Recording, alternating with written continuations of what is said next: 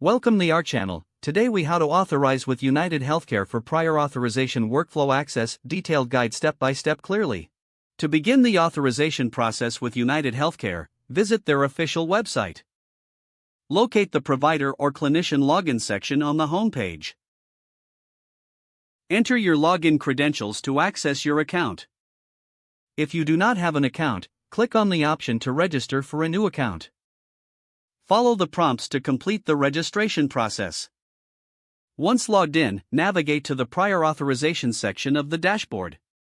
Review the requirements for prior authorization specific to your specialty or service type. Begin by selecting the patient for whom you are requesting authorization. Input the required patient information accurately. Provide details about the requested service or procedure. Attach any necessary documentation to support your request. Double-check all information for accuracy before submission. Submit the prior authorization request through the online portal. After submission, take note of the reference number provided for future tracking. Monitor the status of your authorization request in the portal. If further information is requested, respond promptly to ensure timely processing. Once authorized, you will receive a confirmation notification through your account. Keep a record of all communications and documents related to the authorization. If your request is denied, review the provided reasons and follow the instructions for appeal. Contact UnitedHealthcare's provider services for any questions or clarifications during the process.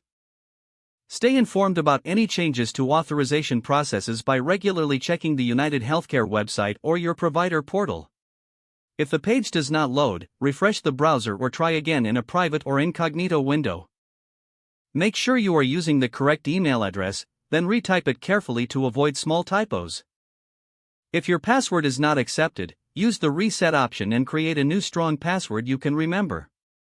Check your spam folder for verification or security emails, then complete any requested confirmation steps. Enable two-factor authentication if available to improve account security and reduce unauthorized access risk. After signing in, review your profile details so your contact information and settings are accurate and current. If you see an error message, note it down and try again after restarting your device and internet connection. Don't forget to like this video and subscribe to our channel for more step-by-step tech guides.